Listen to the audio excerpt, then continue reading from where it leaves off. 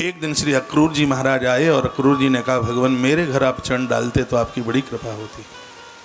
भगवान ने न्योता स्वीकार किया। देखिए भगवान अक्रूर के घर गए और क्या किया उन्होंने, बड़ी अद्भुत कथा है भागवत में। अक्रूर भवनम कृष्ण सह राम उद्धव प्रभु किंचित कीर्षयन् प्रागात् अक्रूर प्रिय काम्यया। अक्रूर भवनम कृष्ण सह राम उद्धव प्रभु, तीनों गए, उद्धव बलराम और कृष्ण अक्रूर के घर जाकर के पहुंचे। पादा बने जनी रापो धार्य सिरसान्यपा। हे राजन, अक्रूर जी ने भगवान के चरणों को धोया ईश्वर समझकर। वैसे तो वो भतीजे लगते हैं, ईश्वर समझ करके, परमात्मा समझ करके जल पूरे घर में प्रोक्षण किया। और उसके तत्पश्चात अक्रूर भगवान के पास बैठ गए और कहने लगे, दिष्टा पापो हता कंस सानुगो वामिदम कुलुम भवद्वामादृतम कृष्ण दुरंतांचम समेदितम।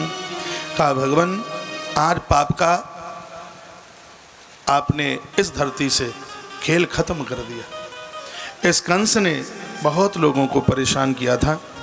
हे परमात्मा, हमारा तो जीवन धन्य धन्य हो गया, क्योंकि आपको लाने में मथुरा में मैं माध्यम बना। मेरे लिए इससे बढ़िया और कोई दूसरी जिंदगी नहीं हो सकती। कृष्ण इतने गदगद हो गए और क्या बोले सुनिए। भगवान कृष्ण ने अक्रूर, ये सब बातें हमें और आपको अपने जीवन में उतारने के लिए एक भरकम एक मौका देती। श्री भगवान वाचा, भगवान क्या बोले कि तम नो गुरु पितृभ्यश्च श्लाघो बंधुश्च हरि अक्रूरम सस्मितम प्राह गिरिविषम मोहमन्निवा। क्या कहा? अक्रूर जी को भगवान बोले, आप तो हमारे गुरु हैं, आप हमारे हित उपदेशक हैं और आप हमारे चाचा हैं। क्या बोले? आप हमारे गुरु हैं, जिनसे सीखा जाता है वो गुरु ही होते हैं।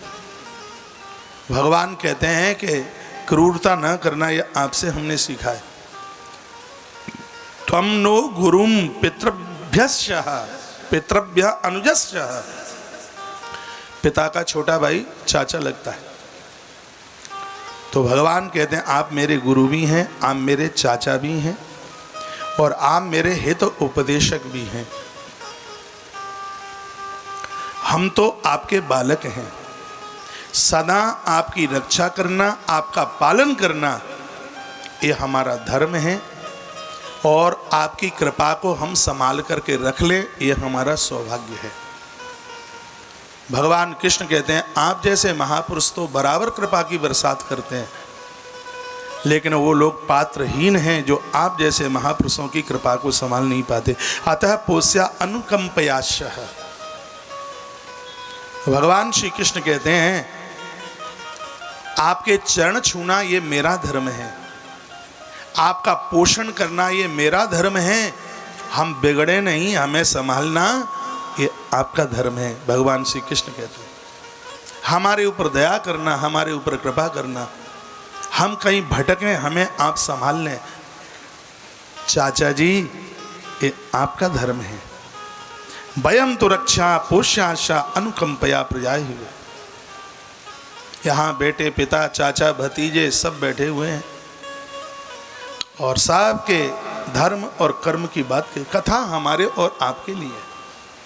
भगवान क्या कहते हैं? तुम मे गुरु, मेरे गुरु हो, पितरः अनुजस्य, तुम मेरे चाचा हो और मेरे उपदेशक हो, मेरे शुभ चिंतक हो। आपका पोषण करना, आपके खान पान का ध्यान रखना ये मेरा धर्म है और हमारे ऊपर आशीर्वाद का हाथ बना करके रखना ये आपका धर्म है, ये आपका काम है। छल छल आंख में आंसू आ गए। भवेद्वदा महाभाग निषेवा अर्हस सत्तमा श्रेयस्काम निभिन्नित्यम देवा स्वार्थान साधव। ये श्लोक कितना प्यारा है। इसमें भगवान कहते हैं कि तीर्थ और मंदिर में जाने से, गंगा जी नहाने से उसका फल समय पर मिलता है। ऐसा नहीं है कि डुबकी लगाई और हाल ही फल मिल गया। ऐसा नहीं कि मंदिर में अगरबत्ती लगाई हाल ही फल मिल गया। भगवान श्री कृष्ण कहते हैं काका जी, मंदिर जाएंगे, गंगा में डुबकी लगाएंगे, यज्ञ करेंगे तो उसका फल समय पर मिलता है, लेकिन काका जी आप जैसे संतों का दर्शन मिल जाए उसका फल तत्काल प्राप्त हो जाता है। भगवान कृष्ण बोले, उसमें बिल्कुल देरी नहीं लगती। भगवान श्री कृष्ण ने 10वें स्कंद के 48 नंबर के अध्याय के श्लोक नंबर 30 में बड़ी अद्भुत बात कही। वो कहते हैं कि भवद्वदा महाभागा निषेव्याय सत्तमा श्रेयस्कामयिन में नित्यम देवा स्वार्थान साधव। इसमें कहा कि अपना कल्याण चाहने वाले मनुष्यों को, हे काका जी आप जैसे संतों की सर्वदा सेवा करनी चाहिए, क्योंकि देवता लोग हैं वो स्वार्थी होते हैं, वो तो फूल चढ़ाने से ही कृपा करते हैं, उनको निलाने से वो कृपा करते हैं। लेकिन जो आप जैसे महापुरुष हैं, आप जैसे संत हैं, आपके सामने तो सिर्फ हाथ जोड़ लिया जावे, बस आपका दर्शन कर लिया जावे, सो ही आपकी कृपा हो जाती है। ऐसी अच्छी अच्छी बातें वर्णित की गई। तत्पश्चात भगवान श्री कृष्ण ने आग्रह पूर्वक कहा काका जी आजकल धृतराष्ट्र का पुत्र जो दुर्योधन है वो अन्याय अपराध बहुत कर रहा है। पांडु पुत्र पिता के विहीन है, मेरी बुआ का वैधव्य हुआ है, मांग में सिंदूर नहीं है। काका जी एक बार आप हस्तिनापुर चले जाते और वहाँ का समाचार लेकर के आके मुझे सुना देते तो मुझे बहुत अच्छा लगता।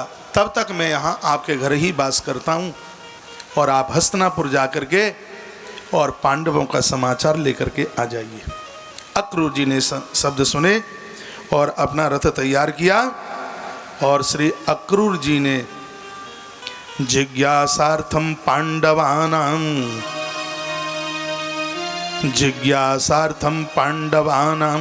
गच्छम स्वंतम गजाभम। पांडवों की तरफ उन्होंने शीघ्र ही प्रस्थान किया। पितुर्यु पर तेवाला सहमात्रा सुदुखिता। और ये जाकर के इन्होंने खुद देखा, वहाँ पर पांडव अतिशय दुखी थे, उनके ऊपर बहुत अत्याचार हुए, बहुत अन्याय हुआ। ते सुराजा अंबिका पुत्रो भ्रात पुत्रे सुदीनधी। भगवान श्री कृष्ण के शब्दों में इस ग्रंथ में लिखा है अपने बच्चों को भी लालन पालन करना उससे भी बहुत ज़्यादा पुण्य है।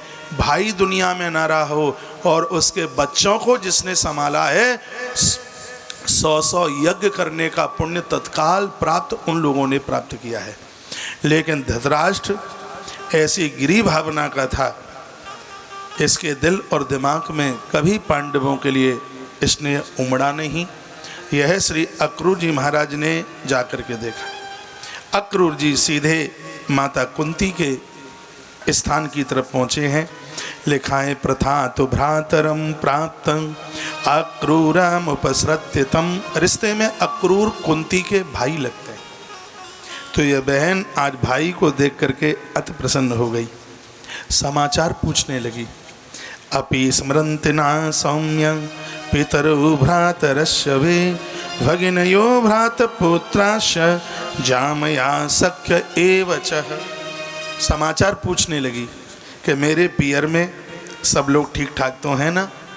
अक्रूर जी ने कहा बहन वहाँ तो सब ठीक हैं, लेकिन आप ठीक हैं ना।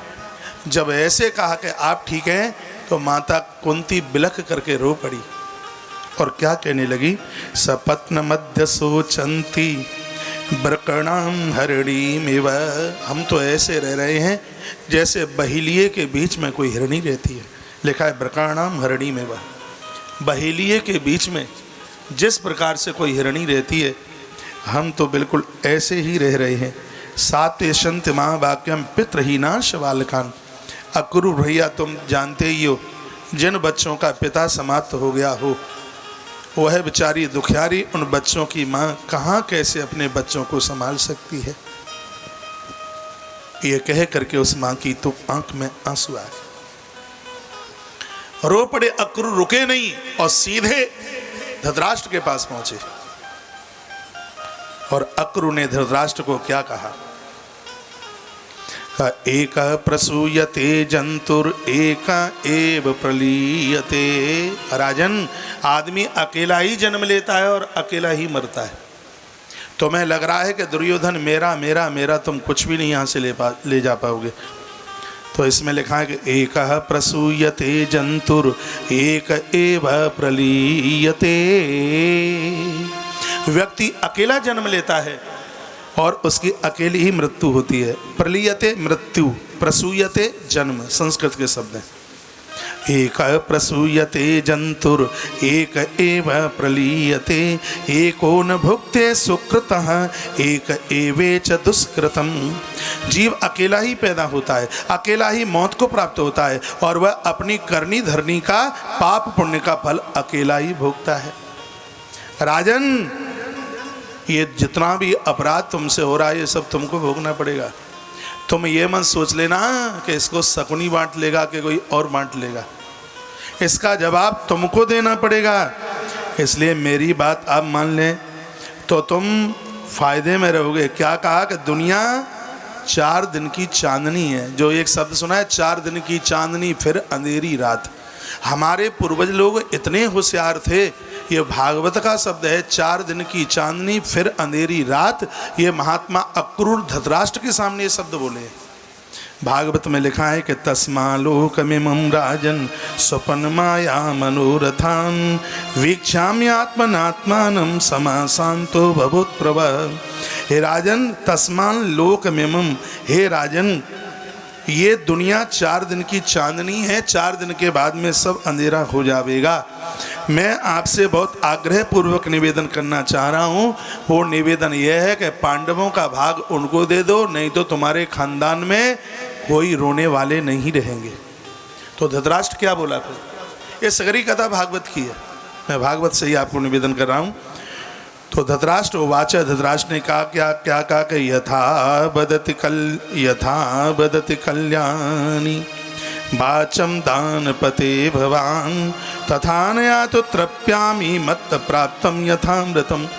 यह कहने लगा कि तुम्हारी आवाज़ कल्याणी है, कल्याण कारक है, उद्धार करने वाली है, लेकिन क्या करूं, मैं मोह में इतना फंस गया हूं कि तुम्हारी बात मुझे वाण जैसी लग रही है। धृतराष्ट्र बोला, ये मुझे पता है कि तुम्हारी बात जो मानेगा उसका कल्याण होगा। स्पष्ट लिखा है ना इसमें, यथा बदत कल्याणी वाचम दानपते भवान। तुम इतने महान हो कि तुम्हारी बात जो कोई मान ले तो उसका कल्याण हो जाएगा, लेकिन मैं क्या करूं, मैं मोह के सागर में इतना डूब चुका हूं कि तुम्हारी बात मुझे विष की तरह लग रही है। आचमन करने पर तुम्हारी बात मेरे लिए वाण की तरह चुभ रही है। मैं करूं तो करूं क्या? इसको पता है कि सब गलत हो रहा है, लेकिन ये मोह का दलदल इतना खतरनाक है। स्वयं धृतराष्ट्र बोला है, कहा कि अब मेरा इसमें से निकलना बिल्कुल भी संभव नहीं है। तो अक्रूर जी के मन में क्या बात आई कि ईश्वर सविधम कौन विधनोन्यथा पुमान भूमि भारावतारायो अवतीर्णो यदुकुले। सोच लिया कि परमात्मा का अवतार इन दुष्टों को मारने के लिए हुआ है। और यह विचार करके श्री अक्रूर जी महाराज मथुरा आ गए और भगवान को आकर के पूरी बात बता दी और कहा, प्रभु वहां तो धृतराष्ट्र और धृतराष्ट्र के बच्चे कुछ भी मानने को तैयार नहीं हैं। यहीं श्रीमद् भागवत जी का पूर्वार्ध पूरा हो गया है और उत्तरार्ध आरंभ होता है।